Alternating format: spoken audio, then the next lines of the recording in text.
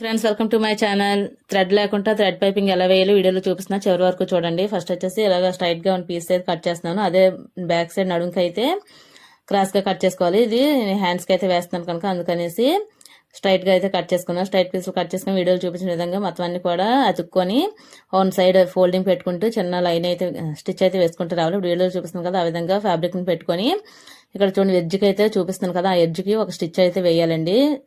కిందన వచ్చేసి మనం పైపింగ్ యూజ్ చేసే క్లాత్ పెట్టుకోవాలి. పైన నార్మల్గా మనం హ్యాండ్ నార్మల్గా ఎలా అయితే స్టిచ్ చేస్తామో ఆ విధంగా స్టిచ్ చేసుకొని పైనుంచి ఒక హాఫ్ ఇంచ్ కూడా జస్ట్ చిన్నది ఒక మనకి లైన్ ఎంత అయితే కుట్టుపడుతుందో అంతవరకు పెట్టుకొని స్టిచ్ వేసుకున్న తర్వాత వీడియోలో చూపించిన కదా ఆ విధంగా ఫోల్డింగ్ లోపల పెట్టుకొని మనకి పైపింగ్ ఎంత అయితే పైకి కనిపిస్తుందో అదే పైపింగ్ వేసుకోవాలి. మనకి ఎంత లావుగా కావాలో సన్నగా కావాలో ఇక్కడ అడ్జస్ట్ చేసుకొని పైన స్టిచ్ అనేది వేసుకుంటే మనకి థ్రెడ్ లేకుండా థ్రెడ్ పైపింగ్ అనేది పర్ఫెక్ట్ గా వచ్చేస్తుందండి. కొత్తగా నేర్చుకునే వాళ్ళకు థ్రెడ్ తో వేయడం అనేది చాలా కష్టంగా ఉంటుంది. ఈ విధంగా వేయండి, చాలా ఈజీగా ఉంటుంది. వీడియోకి లైక్